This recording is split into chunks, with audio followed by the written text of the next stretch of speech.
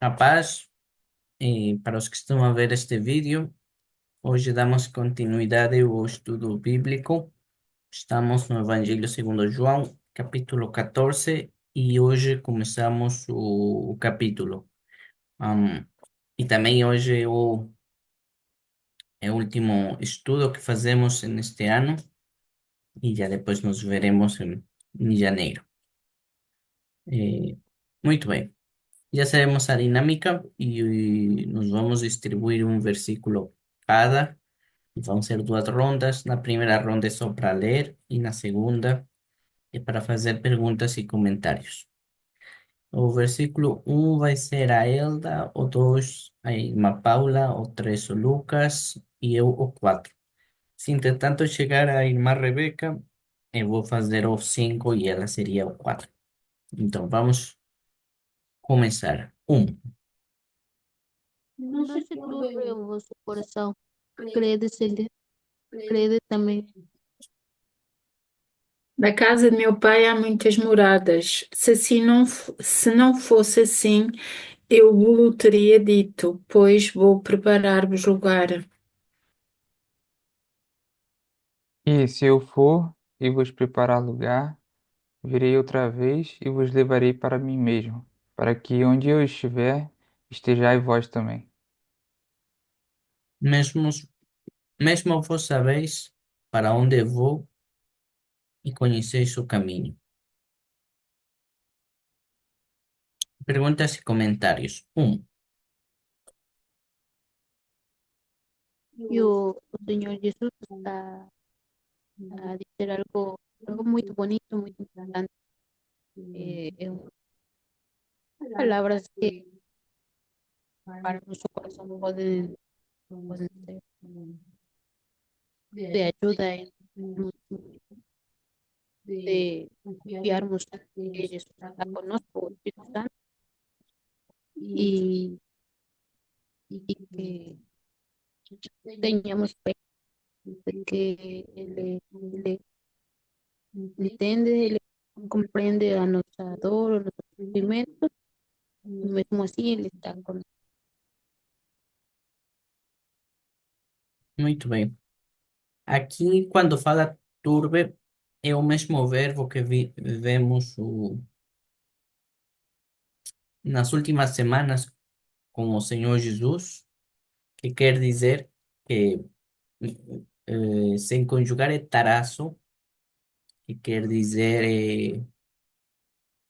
é quando algo que em princípio é inamovível, algo que em princípio tem paz, que está quieto, que está calmo, é mexido com força, não é? E de um lado para outro, assim, de forma violenta. E aqui está a dizer o vosso coração, não é? Que em português, em português, em grego é cardia,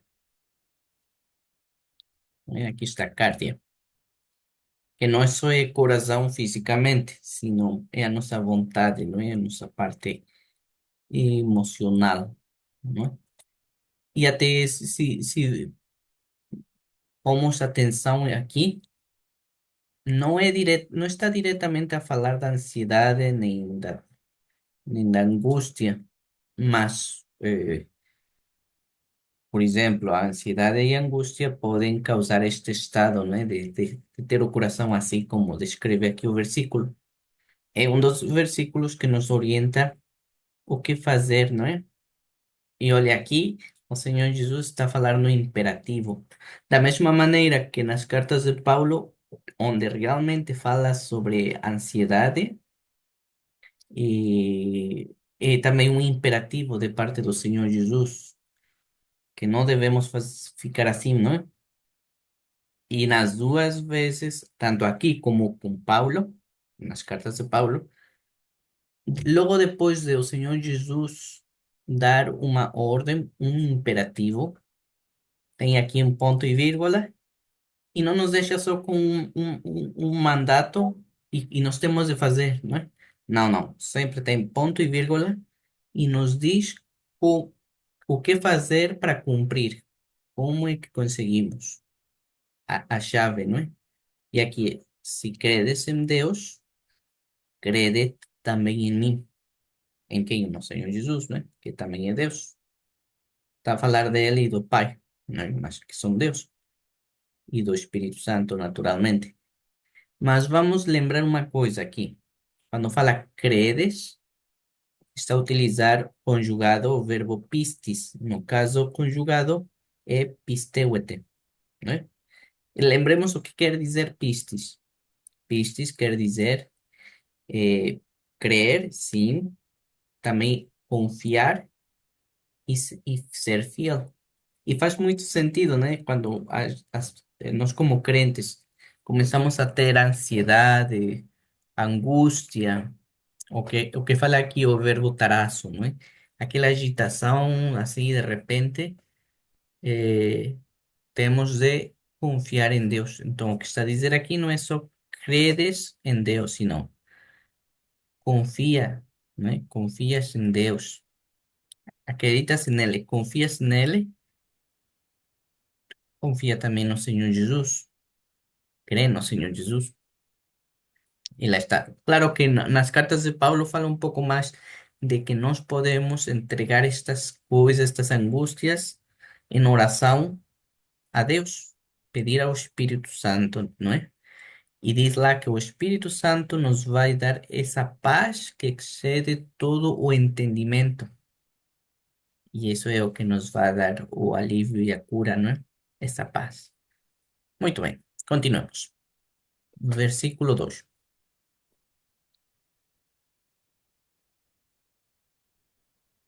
A irmã Rebeca já está aí.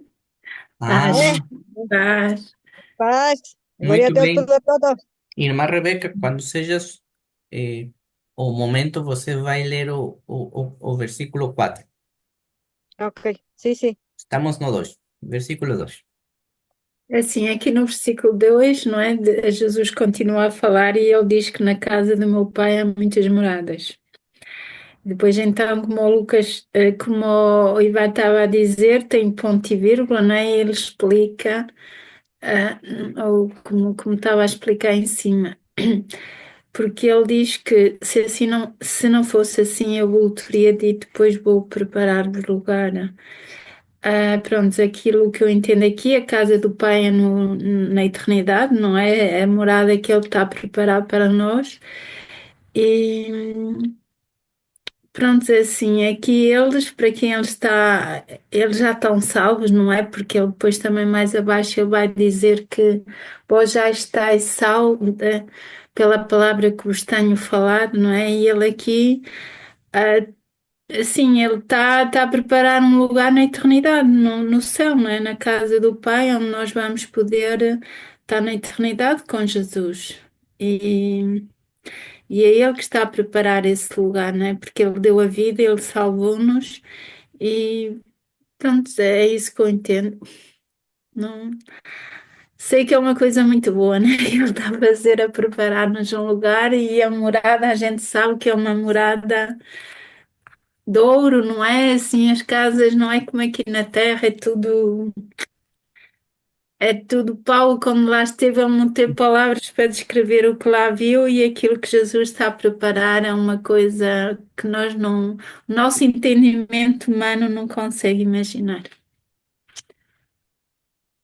Olha, aqui a irmã Paula mencionou algo bonito, não é? As, as ruas de ouro. Sim. Aqui as imagens não fazem muita justiça, mas vou explicar porque procurei Vila Viçosa. Nós estivemos neste ano numa campanha de evangelismo eh, em Extremos, mas Hum, nessa campanha não foi só essa cidade, sino foi um grupo de cidades e vilas num rádios de vários quilômetros, e uma delas foi Vila Viçosa. Pena que aqui as imagens não é um reflexo do que se vê lá, mas vou descrever para quem quiser ir um dia. É uma região que tem muito, muito mármore, de muitos tipos e de várias cores, inclusive. E Vila Viçosa em específico, todas as ruas têm mármore, principalmente rosa. mas também de outros tipos. E as ruas, os passeios, as estradas, as lâmpadas na rua, os bancos, os caixotes do lixo, as casas do banho, e, e os bombeiros, a GNR, onde você imaginar, até as ruínas, as casas abandonadas também são de mármore. E, e algo muito belo, quando nós estivemos lá, é algo muito belo de ver. E Alda e eu pensamos, mas só depois de conversar reparamos que os dois pensamos no mesmo quando contemplamos aquilo, que se ver isso e esse luxo e essa coisa que é muito formosa já te causa alegria, não é? Porque no fundo Deus é que fez tudo, não é? Agora, não se compara com ver o que diz a Bíblia, não é? Uma cidade de ouro, não é? E um mar de cristal, e inclusive joias e pedras e coisas que o homem nunca viu, que não existem aqui. Então, isso deve ser ainda mais impressionante e pronto, temos que confiar em Deus, não é? E aqui está o Senhor Jesus que disse, Ele foi a preparar lugar. Pronto. Então temos que confiar. Aqui o contexto pelo qual começa o Senhor Jesus, lembremos que nos últimos versículos do anterior, já os discípulos estavam com o coração na mão e tristes porque o Senhor Jesus estava a anunciar que eles não iam poder acompanhar-se ao Senhor Jesus. E lá sabemos o que disse Pedro e etc. Então aqui o Senhor Jesus deviu de haver eles muito tristes e perturbados e assim angustiados de onde é que ia o Senhor Jesus se eles já deixaram tudo por Ele e aqui Ele está a anunciar o futuro. Eles deviam confiar, não é? E nós também, apesar das dificuldades. E olha que depois disso foi a perseguição, não é, que houve no Império Romano. Não, não foi fácil, mas enfim, continuamos. Versículo 3. Aqui tem uma coisa interessante que eu fico a pensar sobre esse preparar lugar, porque ali no versículo anterior ele já disse que na casa do pai já tem moradas. E há muitas moradas, ou seja, no presente há moradas. Mas ele fala que vai lá para preparar lugar. E eu fico pensando sobre isso, porque é, o que que Jesus quis dizer com isso, dele ir preparar lugar? Não é como se ele fosse construir lá algo ou algo assim. E outra é, porque Jesus precisava ir lá para preparar lugar? Porque não o Pai preparou esse lugar? Ou porque já não estava preparado, se Deus sabe todas as coisas? Eu fico pensando sobre isso. Será que existe realmente vamos dizer assim, a necessidade de Jesus esperar, por exemplo, que a alma se converta para ir lá e preparar o lugar ou algo desse tipo? Eu fico pensando sobre isso. O que que Jesus quis dizer com esse preparar o lugar? E, bom, ainda não tenho uma resposta boa para dar, sinceramente, a não ser de que Deus nos deixa essa promessa de que vamos morar com Ele. Isso é o que nos dá alegria, que nos dá esperança. É o maior presente. Poder estar sempre com Cristo. E continuando, ele fala, né? Se eu for vos preparar lugar, virei outra vez, que é a promessa da volta de Cristo, e vos levarei para mim mesmo. Ele está falando do Pai, com certeza. Ressaltando mais uma vez de que ele e o Pai são um, de que ele também é Deus. Porque ninguém vai para você mesmo, né? As pessoas vão para outro lugar, só que o outro lugar é ele mesmo por ser o Pai. Para que onde eu estiver, estejais vós também. Ou seja, vamos andar sempre com Cristo, né? Para onde, seja lá o que o universo nos espera, de repente Deus vai criar outros universos. Eu penso muito sobre isso. Tudo que está por vir na eternidade é uma eternidade, é algo que não tem fim. E Deus é um Deus criativo, é um Deus que cria as coisas e vamos presenciar tudo que está por vir. Pois aqui tem parte desse mistério e nós vamos ver como os discípulos vão encarar estas palavras. Eu só fiquei com uma dúvida e vou conferir um verbo aqui.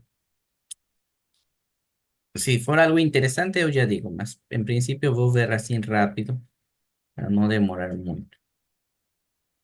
Hum,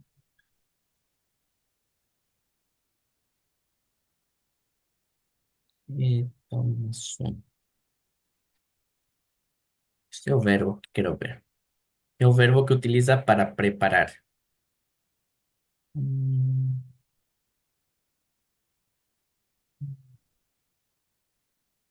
Preparar, fazer que algo esteja preparado. Pois não era nada de especial. Queria ver se tinha algo mais, mas não. Pois é ainda um mistério. De facto, tem várias doutrinas. Para quem acredita firmemente e só na predestinação, e, em princípio já todas as moradas estão preparadas, porque já desde sempre já se sabe quem é salvo. Por outro lado, quem acredita só e unicamente no livre-arbítrio, então fica um pouco mais difícil, não é? Porque quer dizer que no momento em que uma pessoa é salva, é quando se adiciona um lugar, ou não sei. O facto é que, Vale lembrar também que tinha uns anjos lá que não estão mais morando lá, né? mas, pronto, eu não gosto de ir para os extremos, porque, sim, eu respeito as duas doutrinas, eu respeito, não é? São maneiras que os teólogos e que os pastores ajudam a que todos compreendamos um pouco melhor, de maneira organizada, o que o Senhor Jesus ensina, não é? Só que não quer dizer que unicamente é assim, não é? Porque Deus é muito grande como para, e tem muitos mistérios também, como para cumprir unicamente só um desses dois lados, seja predestinação ou livre-arbítrio. Porque temos versículos na Bíblia y cada vez que encontremos um desses, até vamos comentar isso, porque é complexo, onde no mesmo versículo afirma tanto a predestinação como o livre-arbítrio. E, e que nos ensina isso, não? Nós não podemos meter Deus em uma caixa e Deus tem que ser exatamente como nós estruturamos uma ideia, não. Deus é muito mais, não pode ser contido, que não pode ficar dentro de uma caixa. Mas sim, eu concordo que este tipo de doutrinas nos ajudam a digerir melhor muitas coisas sobre Deus. Mas somos conscientes de, como dice Paulo, nós agora vemos as coisas como se fora através de um espelho, em parte. Mas só quando formos aperfeiçoados e que vamos ver as coisas como realmente são, cara a cara. E principalmente a Deus, não? Mas vamos ver, vamos avançar y ver o que falam os discípulos sobre estas palavras. Eh, eh, Versículo 4. Versículo 4. Sí, Déjame ver. Este, ¿qué dice? Ajá. Versículo 4. Mesmo vos sabéis para dónde voy y conocéis o camino. Es que ahorita me pareo para conseguir un diccionario común, es de la luz, y diccionario bíblico. ¿Qué camino? ¿Qué camino? ¿Se dice así? ¿Camino, Iván? sí, camino. Camino, ok. Camino, en español, ¿eh? En español. Vía de tierra por donde se pasa para ir de un sitio a otro. Cualquier vía de comunicación, ruta, curso, viaje. En lenguaje figurado, medio para conseguir una cosa, estar en buen camino. Vía que conduce a un fin. Fíjense aquí, es un diccionario común, Larousse, que viene del el diccionario de la Real Academia de la Lengua Española. O sea, México habla castellano-español, pues porque fue colonia de España y Brasil fue colonia de portugués, por eso hablan portugués. Bueno, pero dice aquí el diccionario común, común, dice, vía, medio que conduce a un fin, el camino a la gloria. ¡Ay, aleluya! O sea, ya está hablando de la gloria. Y la única gloria que nosotros los cristianos evangélicos bíblicos, hijos de Dios, filhos de Dios, la única gloria que nosotros vislumbramos, decía Pablo, ahora vemos en un espejo. ¿Y cómo? Con la revelación de 66 libros de la palabra de Dios, las Sagradas Escrituras, la Santa Biblia. Nosotros en castellano, Reina Valera 1909. Y allá en Portugal es ¿qué? Ferreira hijo, corregida y fiel, ¿cómo se llama? Y João Ferreira de Almeida. Eso, João Ferreira de Almeida en el portugués. Entonces, según la revelación de la palabra de Dios, que la revela y la inspira el Espíritu Santo y los capacita para escribir. La gloria solamente se le atribuye a nuestro Señor Jesucristo, la gloria de Dios, la Shekinah de Dios, Antiguo Testamento, en hebreo, en arameo, Antiguo Testamento, la Shekinah de Dios, la gloria de Dios. Nuevo Testamento habla de gloria, Shekinah. Hoy estarás conmigo en el paraíso, le dijo al ladrón, hoy estarás conmigo en el paraíso. Entonces ahí las malas creencias que dicen que el Señor Jesucristo 3 días bajó al infierno a predicar, no tiene sentido, está fuera de la palabra de Dios, es una herejía. Le está diciendo, hoy, ahorita mismo yo soy el Salvador del mundo, el Mesías, el Hijo de Dios.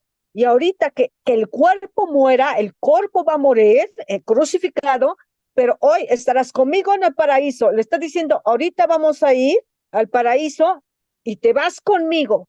¿Por qué? Porque la boca del Señor Jesucristo, la boca de Dios, lo dijo, Él lo dicho. Y lo que dice Dios, su promesa, se cumple. Y en la palabra de Dios tenemos miles de promesas. Y bueno, y también paraíso, su presencia, la gloria de Dios, la Shekinah de Dios, y el reino de los cielos. Cuando comienza Juan el Bautista, que primero nace Juan el Bautista y luego el nacimiento de nuestro Señor Jesucristo el Mesías, que os ha nacido hoy en la ciudad de David un Salvador que es Cristo el Señor. No sabemos la fecha exacta, pero ya todo el mundo en estas fechas está celebrando eso. Todos los cristianos evangélicos, presbiterianos, bautistas, metodistas, pentecostés, asambleas de Dios, Hillsongs, las modernas, los conservadores, los tradicionales, todos los independientes también. Entonces, ¿qué está diciendo? Si tú me sigues, si tú me crees, si tú confías en mí, entonces tú ya conoces el camino. Y el camino es esa vía, esa ruta. También acá en Hebreos está haciendo alusión al tabernáculo del testimonio, la Torá, Pentateuco, Génesis, Éxodo, Levítico, Números, Deuteronomio. En Éxodo narra la construcción del tabernáculo y es un tipo de nuestro Señor Jesucristo y lo estudiamos en el seminario teológico. Es muy grande. Muchos libros se han escrito. Bueno, pero ¿qué dicen Hebreos? Que el Señor Jesucristo es tal sumo sacerdote nos convenía, santo, inocente, sin mancha, apartado de los pecadores, sublime más que los cielos. Y luego dice Pedro, nunca hizo maldad, ni hubo engaño en su boca. También lo dice en Isaías 53, el que nunca cometió pecado. Dice, todos nosotros nos descarriamos como ovejas, mas Jehová cargó en el pecado de todos nosotros. Y luego dice, el justo por los injustos. O sea, él es el camino y dice en Hebreos, sumo pontífice, sumo sacerdote, intercesor. En Pablo dice a Timoteo, el único mediador entre Dios y los hombres, Jesucristo hombre. Y Él es nuestro defensor, o sea, aparte de nuestro Mesías, nuestro Rey de Reyes, nuestro Maestro, nuestro Rabí, Raboni, el Logos, el Verbo de Dios, el amigo fiel y verdadero, oh, la rocha, el hombre sabio, prudente, edificó su casa, matrimonio, hogar, su vida, su estudio, su escuela, su ministerio, su iglesia, su hogar, su familia, sus quehaceres. El hombre sabio edificó su casa, su matrimonio sobre la rocha, su familia, sus cosas que hacer. Entonces, dice, conoces el camino, me conoces a mí, me crees a mí, confías en mí, tienes el fin, ya conoces el camino. Dice, el camino soy yo, lo dice más adelante. Entonces ya sabemos, Él es el único mediador, el sumo pontífice, el puente. Y como dice en Hechos 4:12 y también en Filipenses, en su nombre que es sobre todo nombre. Fue humilde, obediente hasta la muerte y muerte de cruz, pero resucitó victorioso, por lo cual Dios, el Padre, le dio un nombre que es sobre todo nombre y le exaltó a lo sumo, aleluya. Pero también dice en Hechos 4:12, en ningún otro hay salvación, porque no hay otro nombre bajo el cielo dado a los hombres en que podamos ser salvos. Bueno, hasta ahí. Muito bem. Ou seja, aqui já a irmã Rebeca explicou isto do caminho e que bom que pegou o dicionário. E já no dicionário nos ilustra muito bem o que o Senhor Jesus vai dizer depois. Versículo 5. Disse-lhe Tomé: Senhor, nós não sabemos para onde vais e como podemos saber o caminho? Lá está Tomé, não é? O que falava, ainda para nós, às vezes as palavras do Senhor Jesus são complexas em algumas partes ou ainda não vemos muito bem aqueles detalhes, não é? E na época do Senhor Jesus e de Tomé aqui, era ainda mais o mistério, não é? Porque não se tinha o Novo Testamento escrito. E lá está. Então, ele que sempre queria ver todas as explicações, queria ver toda a evidência, queria ter tudo assim bem esclarecido e tudo pronto, mas vamos ver depois do intervalo o que o Senhor Jesus responde, que já sabem aqui o versículo que eu gosto muito mesmo. Tá bem, vamos para o intervalo e nos vemos de aqui a 10 minutos. Aleluya. Tá bem?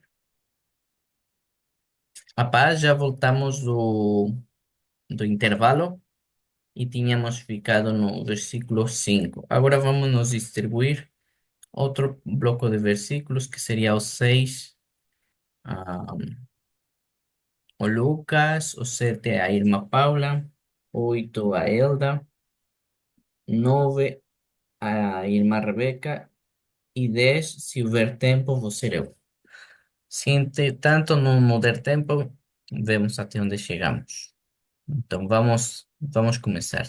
6.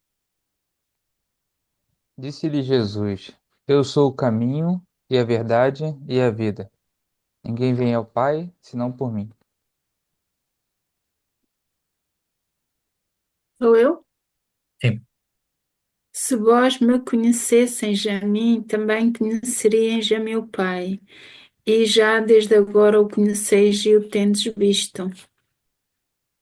Dícele Felipe, Señor, muéstranos, oh Pai, o que nos basta. ¿No vi? No vi. Ajá. Dícele Jesús, estoy a tanto tiempo con vosco y no me tendéis conocido, Felipe. Quien me ve a mí, ve a Pai. Y como dices tú, muéstranos a Pai. Aí está. Não crês tu que eu estou no Pai e que o Pai está em mim? As palavras que vos digo, não as digo de mim mesmo, mas o Pai que está em mim é quem faz as obras. Pronto, perguntas e comentários. Eu fiquei aí com mais vontade de ler, mas não, vamos fazer as perguntas e comentários. 6. Opa. É, pronto. Eu vou começar pela segunda parte do versículo 6, que é: ninguém vem ao Pai senão por mim, para dizer aquilo, para responder aquilo que eu tinha dito antes, quando ele diz é, que, que ele levaria para mim mesmo, vou levar para mim mesmo, e aqui, aqui embaixo ele fala, né, esse caminho é para levar até o Pai. Mais uma vez, ele já estava dizendo para eles que o Pai e ele são um, e é, parece que eles não conseguiam enxergar isso, de que, mesmo repetindo várias e várias vezes, de que o lugar para onde Jesus ia levar eles seria o Pai. E, e mais uma vez ele mostrou que o único caminho até o Pai é Jesus, é a única forma de comunicação entre o homem e Deus Pai é Jesus. E da mesma maneira, ele diz que acrescenta verdade e vida a esse caminho, porque não há outra forma de alcançar o Pai sem que morramos e recebemos a vida novamente. E também complementa o que o que ele falou lá na época ainda lá da ressurreição de Lázaro, que ele fala que ele é ressurreição. Mais uma vez, ele mostra aqui que era necessária a morte e para que ele nos dê a vida, já indicando de que o caminho até o Pai, sim, era necessário que morramos como homens para sermos vivificados junto ao Pai. E a verdade, porque é mostrando que Deus é incorruptível, que Deus não mente, que Deus não se compara a nós, né? Nós mentimos, nós omitimos, nós é, manipulamos as pessoas para alcançarmos o fim que desejamos, mas Deus não é assim, Deus, ele é incorruptível. Ele é puro e por isso Jesus na minha opinião, né, Jesus acrescenta essas outras duas virtudes ao caminho para já mostrar, indicar aos discípulos como que seria esse caminho.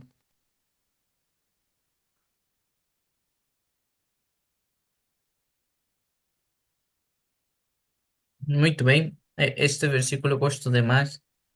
Se houver tempo, nós vamos praticar este na, na leitura, ou pelo menos vou meter no grupo de WhatsApp. Mas este versículo é bonito e é muito curto e também é complexo.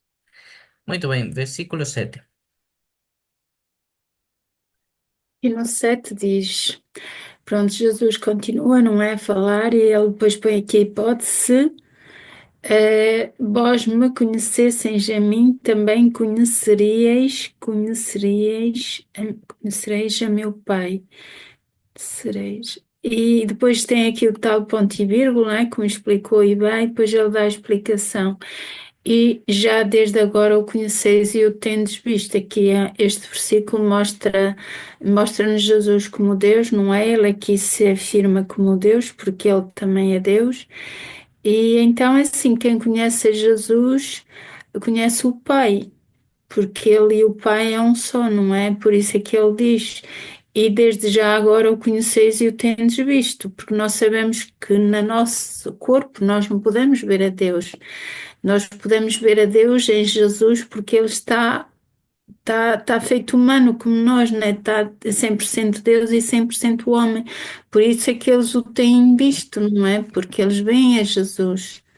E nós depois mais para a frente, mais para baixo, nós vamos ver que realmente aquilo que ele está a dizer a eles é que no fundo eles não conheciam verdadeiramente ainda a Jesus, não é? Só depois aquilo que eu entendo só depois, quando realmente vem o Espírito Santo, é que eles vão entender tudo, porque mesmo aqui eles ainda não conheciam verdadeiramente quem era Jesus. Eles andaram com ele, eles presenciaram, não é, tudo aquilo, todos os milagres, mas aqui eu acho que nesta altura verdadeiramente eles ainda não sabiam quem era Jesus, não é? Só com o entendimento do Espírito Santo em Pentecostes é que realmente se vai desvendar tudo para eles. E aqui Jesus já lhe está a dizer, não é aquilo que eles mais tarde vão entender perfeitamente através do Santo Espírito, do Espírito Santo. É isso que eu entendo aqui. Sí, porque Lucas comentó que en este mismo capítulo el Señor Jesús ya tenía dicho que Él es el Pai y que el Pai también es Él. Y tem otros versículos na Bíblia onde diz também que o Espírito Santo é o Senhor Jesus, que o Espírito Santo é o Pai, etc., a Trindade.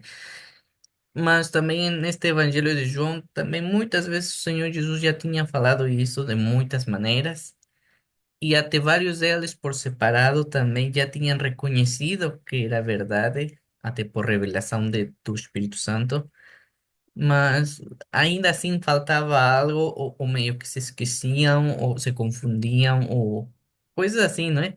E como disse a irmã Paula e o próprio Senhor Jesus disse, que é o Espírito Santo que nos traz à memória todas as coisas, que nos relembra, que nos abre o entendimento, que nos ensina, e, e é o que faltava, exatamente. Pronto, vamos para o versículo 8.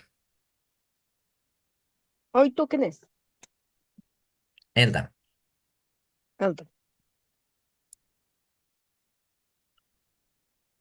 Agora o Filipe diz ao Jesus, mostra-nos o Pai, o que nos basta.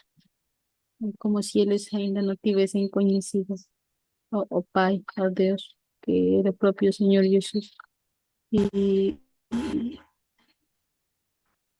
e acontece até conosco, não é? Como se sempre estivéssemos a procura de mais, a espera de mais, mas temos tudo para conhecer de Deus, para saber o que é a sua vontade, para ouvir a sua voz e, e às vezes para nós não basta porque não, ainda não estamos no, hum,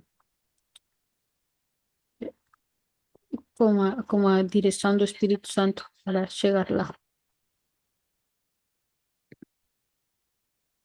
Exatamente, aqui dá para ver, não é? Da mesma maneira que Judas, e já tínhamos dito, Judas não era um único que esperavam algo diferente do Senhor Jesus ou do Messias, que esperavam outras coisas, que imaginavam outras coisas. E, e lá está, você vê que, por exemplo, Felipe foi sincero e talvez também Tomé, que perguntou antes, e talvez outros dos discípulos também, que quando o Senhor Jesus falava essas coisas, eles queriam ver mesmo a glória do Pai, mas também se falava mais pelo impulso, porque já no Antigo Testamento estava escrito que se o Pai realmente se manifestasse, aliás, desde o tempo de Moisés, o povo de Israel teve de pedir a Moisés que, que, que o acampamento e as tendas ficassem mais afastadas da presença de Deus, porque eles conseguiam ouvir a voz de Deus fisicamente, mas eles sentiam que iam morrer, o que está a dizer ali, eles sentiam que iam morrer e se sentiam o quão pecadores e falhos eram, assim como nós também pecamos e falhamos, e que estar tão perto de Deus e ouvir essa voz tremenda, que iam ser consumidos definitivamente. E é o que rogaram, né? A Moisés, não, não, não, já nos consta, já sabemos que Deus é real, já ouvimos e vemos a fumaça, o trovão e tudo, e chega. Olha, vai tu e tu nos falas o que Deus te falar a ti, já sabemos que é verdade que Deus te falou. E, sim, ou seja, Felipe estava a esquecer esse detalhe, não é? que se realmente o Senhor Jesus, com toda a glória, se manifestasse, que não foi o propósito do Senhor Jesus, por isso fala muito Paulo também, ele se despojou dessa glória para ser humilde, né, e um servo no Imperio Romano, ¿no? Porque Israel era parte del Imperio Romano. Y la estación Señor Jesús realmente ovíse aquellos impulsos, imagina, se manifiesta con toda la gloria y eran consumidos, porque nuestro cuerpo no está preparado para eso. Mas la mesma o Señor Jesus não ia fazer, porque é óbvio que não era o propósito. Sim, Acho que... Uhum. eu me lembrei de uma coisa, você estava falando sobre isso, do povo de Israel com medo de ver o Senhor, com medo de ser consumido.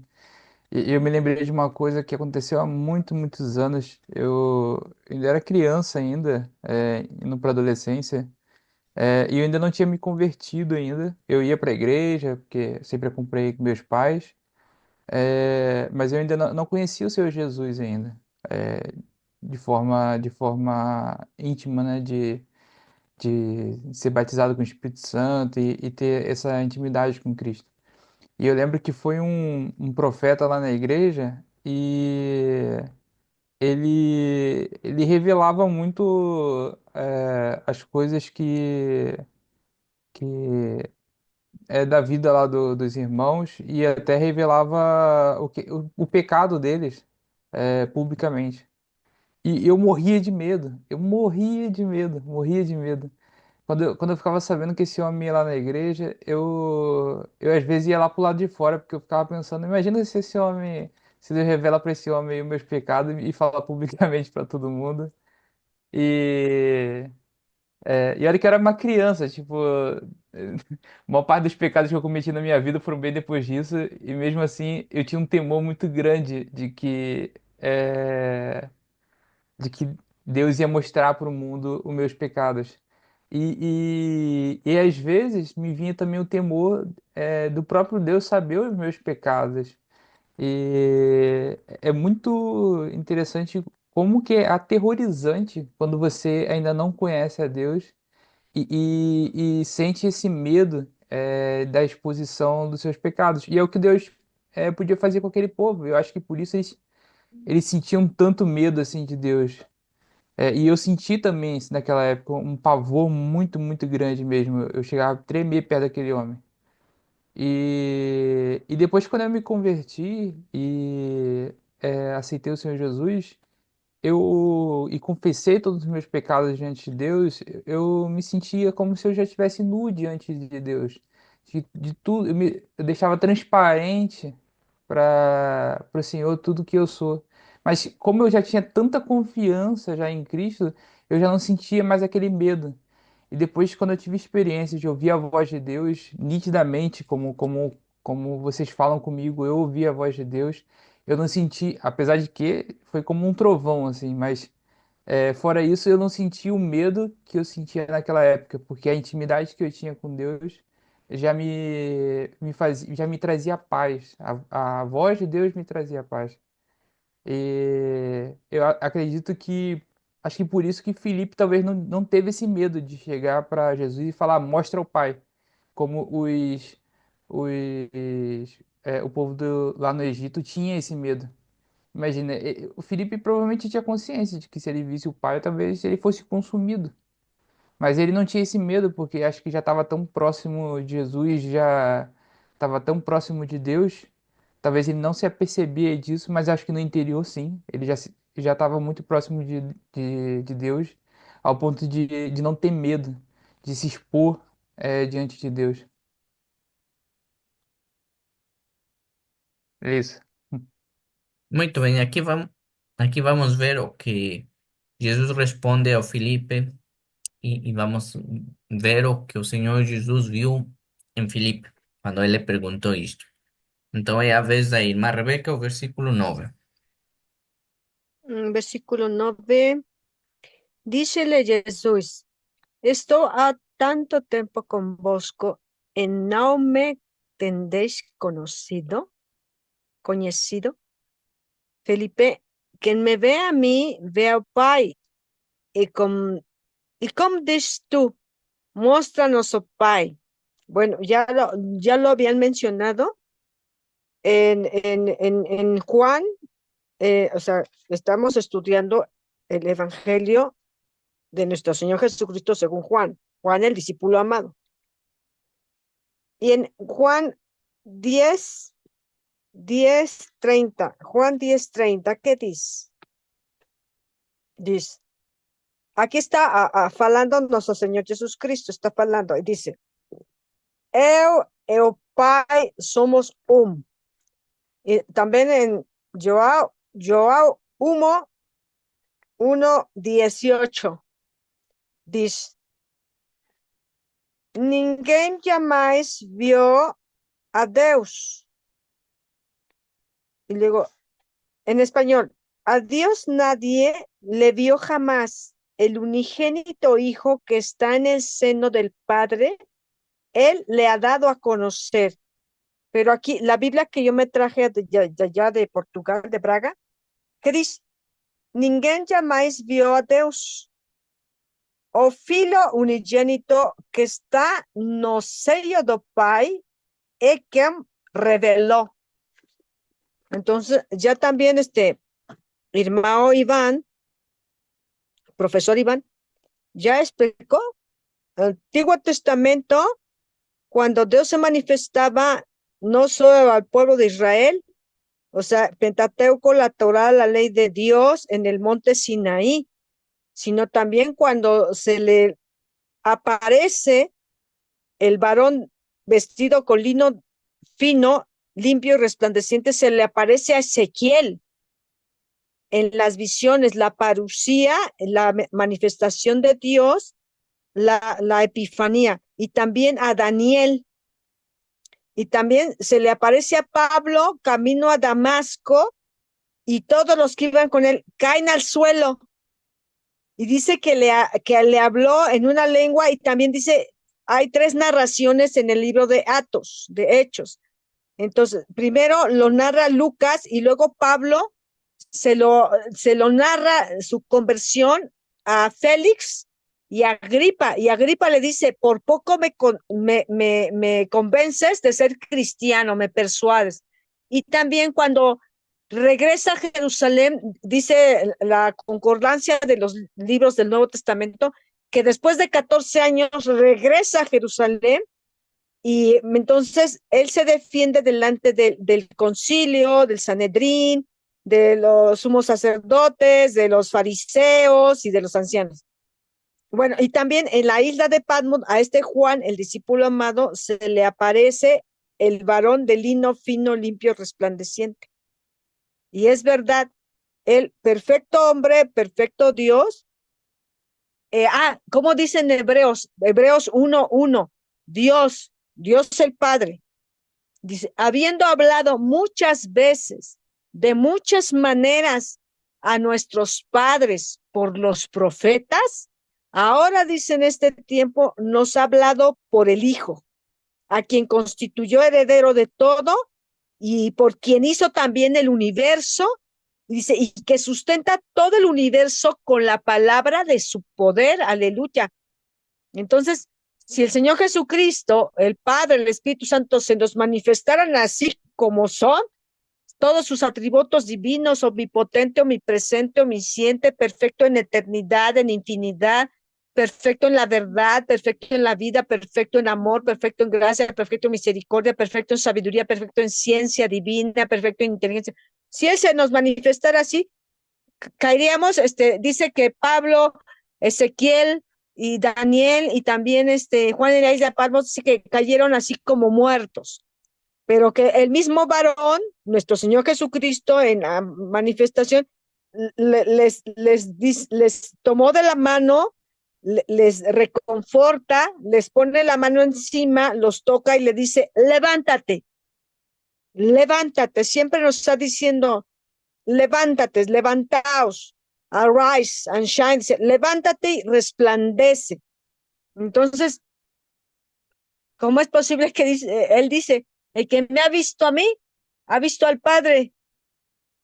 Pero el verbo fue hecho carne, o sea, el Logos, el creador del universo, y lo sabemos en tercera de Juan, que ya estudiamos también, él dice, porque el Padre, porque tres son los que dan testimonio en el cielo, el Padre, el Verbo y el Espíritu Santo, y ellos tres son uno.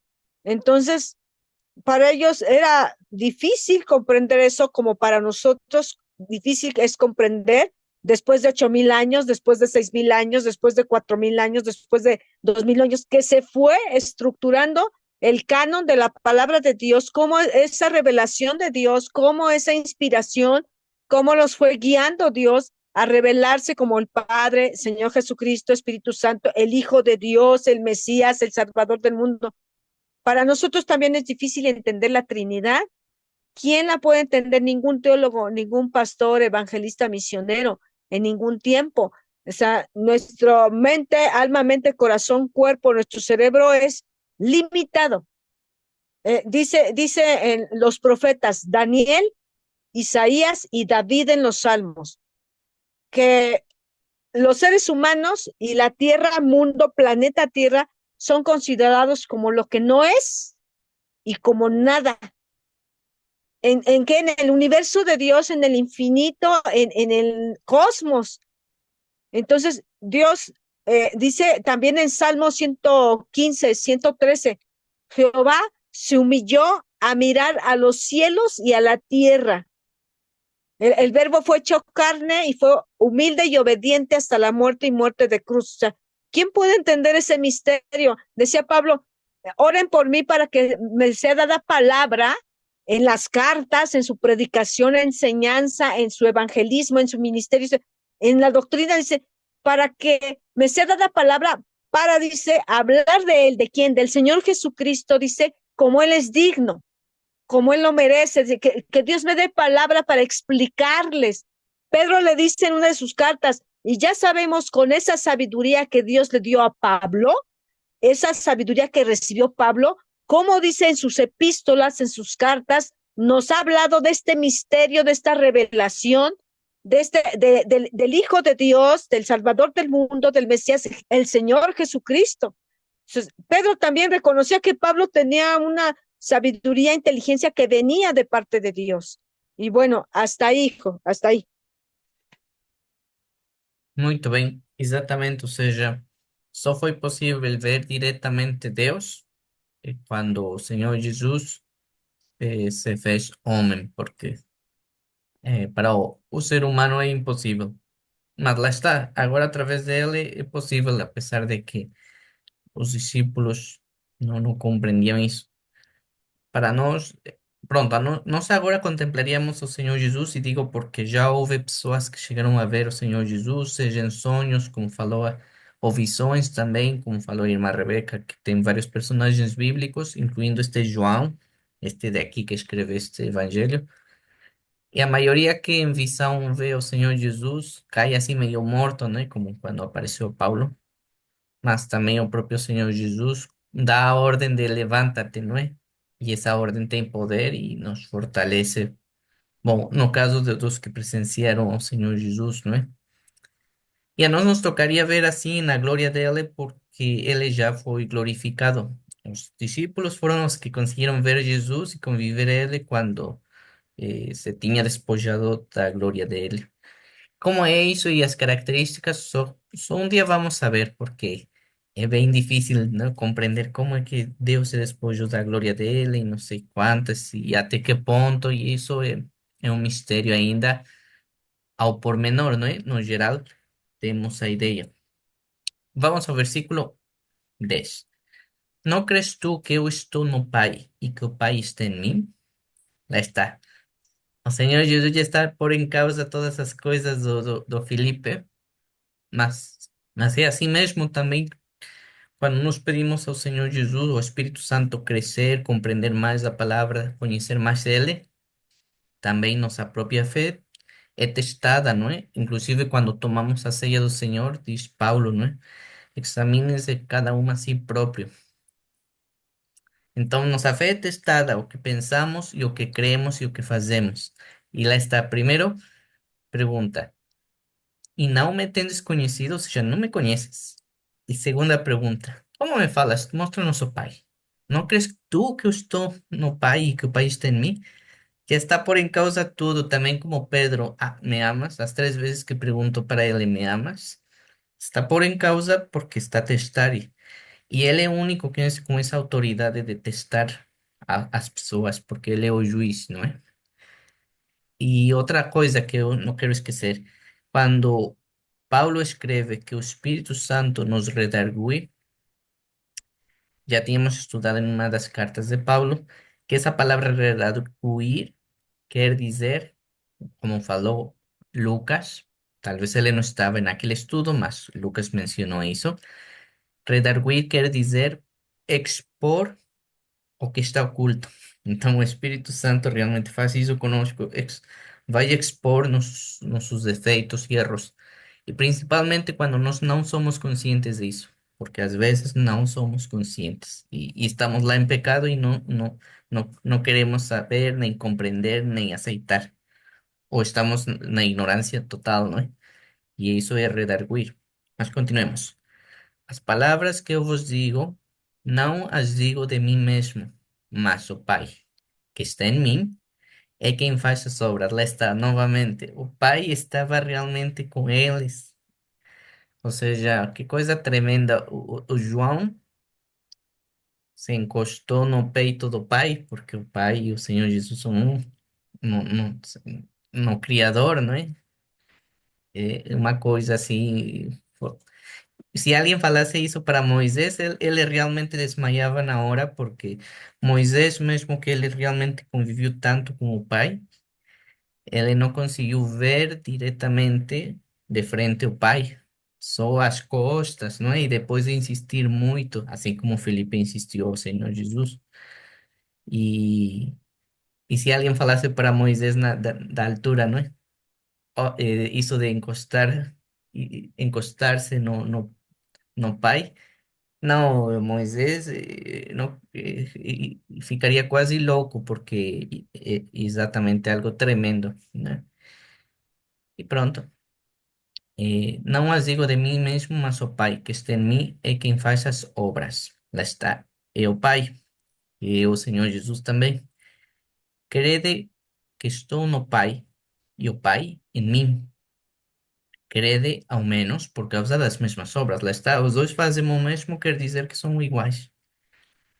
Ou seja, ele está a tomar a evidência, porque Tomé, por exemplo, ele gostava muito da evidência, não é? Do tangível, das provas. Na verdade, vos digo que aquele que crê em mim também fará as obras que eu faço e as fará maiores do que estas, porque eu vou para o meu Pai. Hum, Pronto, por aqui vamos deixar por hoje. Lembremos que hum, ficamos no 12. Ainda está boa esta conversa. Mas vamos ter de esperar até janeiro. Bom, quem quiser estudar por conta própria, pues claro que pode, não é? E ainda melhor porque já vai trazer dúvidas, quando voltemos da pequena pausa, se Deus quiser. Eu vou deixar este versículo novamente, não é? No grupo. Disse-lhe Jesus: Eu sou o caminho e a verdade e a vida. Ninguém vem ao Pai senão por mim. Eu vou ler aqui rápido. Legei autor o Jesus. Disse-lhes o Jesus, né? Ego eimi, eu sou, ego eimi, assim como no Antigo Testamento, não? Ego eimi, Jehodos. Jehodos é o caminho. Kai he aletheia, a verdade. Kai he zoe. E naturalmente, quando diz zoe, está a referir-se à vida eterna. O Senhor Jesus é zoe, não é a vida eterna.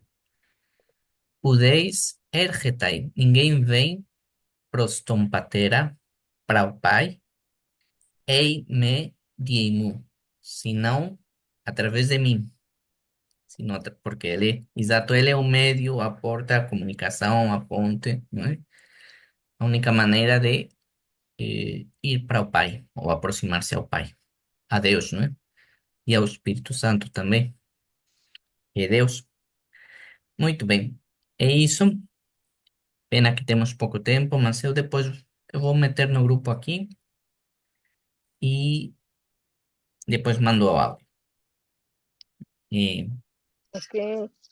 por aqui Feliz vamos terminar o Natal, estudo e feliz festas, feliz Natal. Nos vemos feliz para o ano. Natal, feliz Año Nuevo. Dios, aleluya, gloria a Dios, nuestro Señor Jesucristo Salvador.